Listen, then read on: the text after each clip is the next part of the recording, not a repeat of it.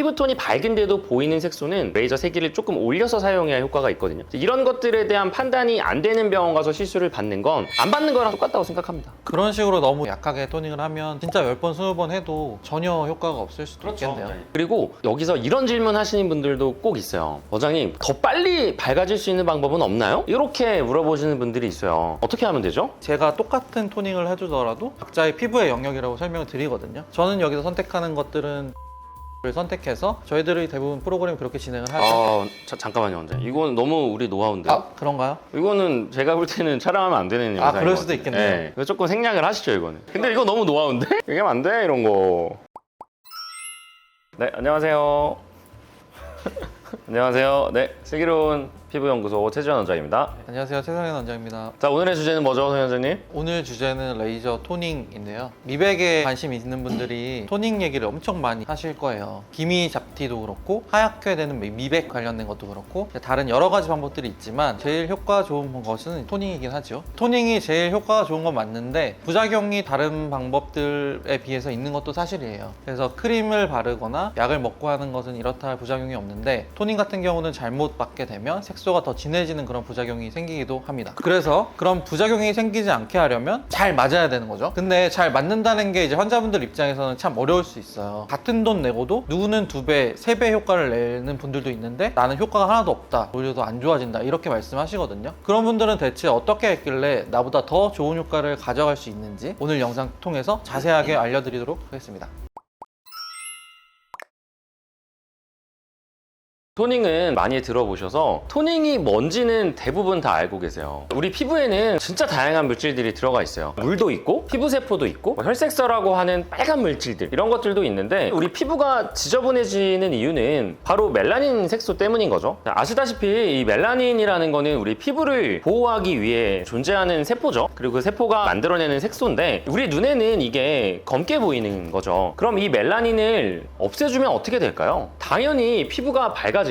그런데 아까 제가 피부에 굉장히 다양한 물질이 있다고 말씀을 드렸었죠. 그 중에서 멜라닌 색소만 제거해주는 게 레이저 토닝의 원리라고 할 수 있죠. 토닝의 레이저는 빛이라는 거고, 보통 저희가 토닝할 때 가장 많이 사용하는 파장대의 레이저는 1064 나노미터대의 파장을 굉장히 많이 사용하고, 이 파장이 멜라닌 색소에 대한 반응이 굉장히 높은 반면에 피부에 존재하는 다른 물질, 거기에는 반응을 잘 안 해요. 선택적으로 멜라닌 색소를 깨트릴 수 있게 되는 거죠. 여기서부터가 되게 중요한 내용이에요. 보통 피부과 가서 레이저 토닝을 합시다 라고 얘기를 하면 한 10번은 하셔야 돼요 라고 얘기하는 경우들이 굉장히 많아요. 그런 얘기를 들으시면 이런 생각이 드실 거예요. 아, 피부과 이거 돈 벌려 그러는 거 아니야? 이런 생각들이 드시는 분들이 굉장히 많을 텐데, 멜라닌만 쏙 없애준다고 하면서 대체 왜 10번 혹은 그 이상을 받아야 되는 걸까요? 한번 설명해 주시겠어요? 예전에는 IPL이라는 방법의 레이저를 썼어요. 특정한 어떤 파장의 빛만을 이용해서 색소를 제거하는 게 아니라 다양한 파장의 빛을 한 번에 쏟아붓는 방식의 레이저 기계라고 생각하시면 되고, 한 번에 강하게 쏴주다 보니까 한 번만에 확 좋아지고 안 지워지는 색소들도 한 번에 지워줄 수 있는 그런 기법이었기 때문에 굉장히 한때는 이제 각광을 받았던 거죠. 근데 시간이 지나다 보니까 한 번에 확 좋아졌던 색소들이 다시 나빠지고 오히려 원래 있었던 색소보다도 더 진하게 되는 것들이 많이 생기고 있고, 그렇게 짙어진 색소들은 그렇게 처음처럼 와 이렇게 되지가 않는 거예요. 시술하면서 임상적인 데이터가 쌓이고 하면서 아, 이런 것들은 색소 치료의 부작용이겠구나, 그런 것들을 줄일 수 있는 방법이 뭐가 있을까 하면서 나온 거지, 나노토닝 혹은 뭐 피코토닝 이런 쪽으로 이제 가게 된 거죠. 특히 우리가 멜라닌 색소 덩어리를 딱딱한 돌멩이라고 가정을 하면 한 번에 이것저것 다 쏟아붓는 방법을 IPL이라고 이해하시면 되고,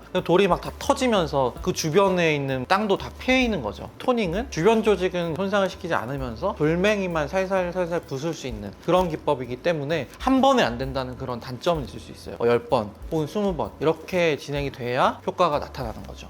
그런데 이런 분들도 굉장히 많으세요. 정말 큰맘 먹고 토닝이라는 거를 내가 결제를 하고 시작을 했는데 한 3-4번 정도를 받으셨어요. 근데 별로 효과가 없다고 느끼시는 거예요. 그래서 아, 그냥 관둬야겠다, 이거 해봐야 효과도 없고, 이렇게 말씀하시는 분들이 생각보다 굉장히 많거든요. 근데 그런 얘기를 들으면 제가 환자분들한테 어떤 말씀을 드리냐면, 저희 병원이 아니고 다른 병원 가서 치료를 받으셔도 지금 저희 병원에서 했던 치료를 똑같이 조금 더 받으셔야 된다라고 말씀을 드려요. 왜 그런 거냐면, 토닝이라는 레이저라는 거는 멜라닌 덩어리를 작은 망치로 잘게 쪼개고 있는 거란 말이죠. 그러면 사람마다 피부 상태도 다를 거고 피부의 색깔도 다르거든요. 그러면 레이저가 들어갈 때 세기도 달라질 수밖에 없어요. 그리고 조각이 만들어졌으면 그 작은 돌멩이들이 치워지는 데까지 또 시간이 필요하거든요. 동일한 레이저 회사의 레이저 장비를 사용한다고 하더라도 의사가 플랜을 세우고 의사의 노하우에 따라서 치료의 결과들이 굉장히 달라지기 때문에 토닝을 시작하셨으면 중간에 관두지 마시고 10번이 됐던 20번이 됐던 끝까지 치료 받으시는 거를 권장드립니다. 그리고 내가 이 병원을 선택했다는 건 어느 정도 스스로 믿음이 있어서 그 치료를 시작하신 걸 거잖아요. 그래서 좋은 병원, 잘하는 병원을 찾아가셔야 해요.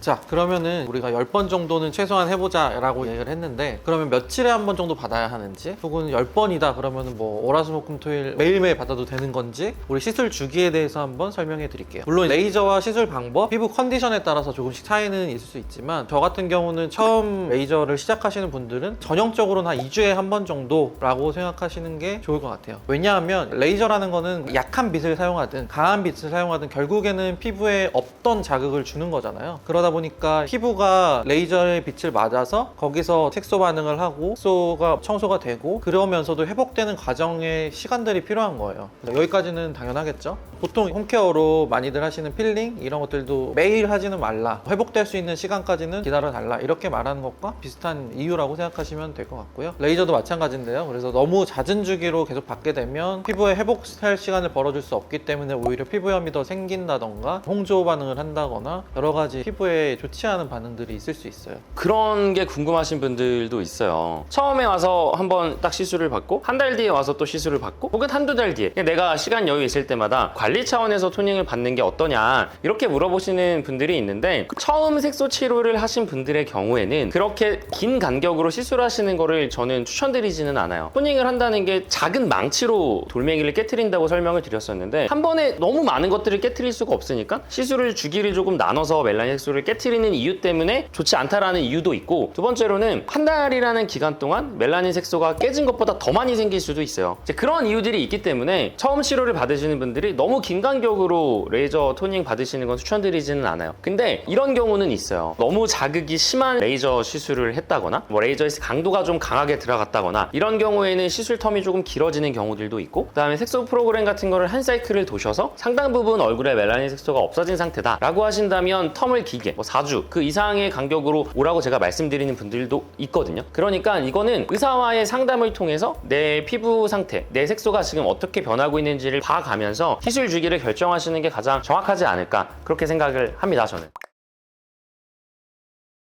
자, 그럼 이렇게 좋은 레이저 아무나 그냥 받으면 될까요? 레이저 토닝을 받고 나서 뭐 피부가 뒤집어졌어요, 좁쌀 같은 게 올라와요, 더 어두워졌어요, 이렇게 말씀하시는 사례들을 주변에서 정말 쉽게 볼 수 있잖아요. 네. 아까 말씀드린 원리의 내용들이 다 들어가 있습니다. 아까 중요하다고 말씀드렸던 부분이 레이저의 어떤 조사 방식 그리고 회복 기간이라고 말씀을 드렸잖아요. 시술자들마다 그런 플랜들이 다 다양하게 있을 수 있는데, 강도라는 것도 환자의 상태에 따라서 그리고 시술자 성향이라든지 경험에 따라서 레이저의 빛은 뭐 약하게 쏠 수도 있고 강하게 쏠 수도 있고 샷수도 다양하게 들어갈 수가 있고, 파장대의 빛도 뭐 아까 1064 말씀하셨지만 다양한 다른 파장의 빛도 사용할 수가 있단 말이죠. 그래서 너무 강하게 레이저를 사용하거나 했을 때 피부에는 염증 반응이 쉽게 생길 수가 있고, 회복할 시간을 주지 않아도 염증 반응이 되는 거죠. 그런 것들이 뭐 대표적인 게 우리가 염증 후 색소 침착이라고 하는 PIH 반응이 있을 수가 있고, 그리고 여러분들이 여드름이 나고 다 나으면 그 부분이 좀 어두워지잖아요. 이러한 원리랑 동일한데, 공장형 피부과 같은 곳에 가면 레이저 9,900원 확 눈을 끌고 나도 그런 데서 시작을 해봐야겠다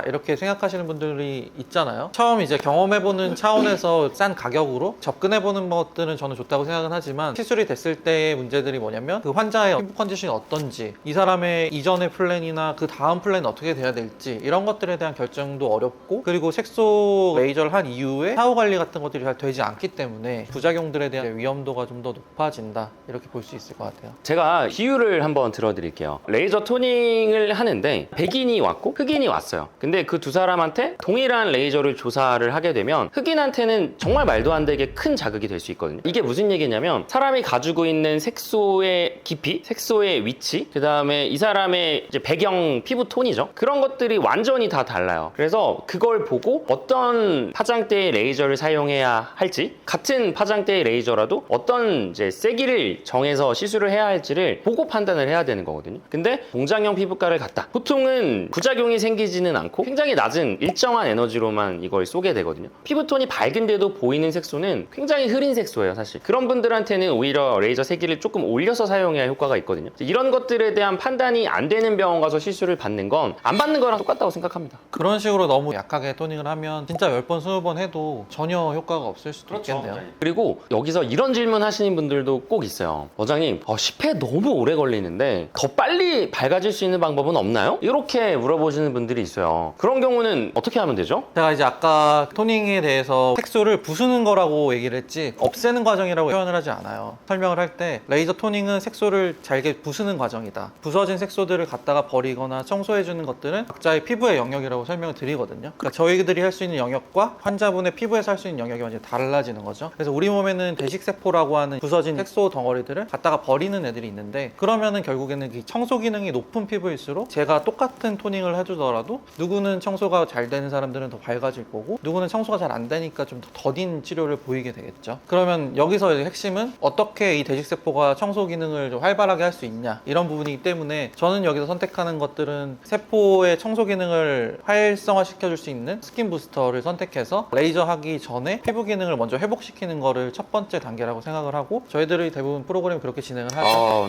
잠깐만요, 원장님. 이건 너무 우리 노하우인데요? 아, 그런가요? 이거는 제가 볼 때는 촬영하면 안 되는 영상인 그럴 것 수도 같아요. 있겠네요. 네. 이거 조금 생략을 하시죠, 이거는. 근데 이거 너무 노하우인데? 스킨 부스터를 받아야 효과가 좋다 이렇게 설명을 하지만 스킨 부스터를 어떻게 어떠한 조합을 가지고 어떠한 스킨 부스터를 맞느냐는 저희의 노하우이죠. 그건 말하면 안 돼요. 네, 그래서 스킨 부스터가 무조건 좋다 이렇다기보다는 그 피부에 맞는 부스터를 선택하고 그 피부에 맞게 회복을 시킴으로써 이제 레이저 토닝을 극대화시키는 것이다 이렇게 생각하시면 될 것 같습니다.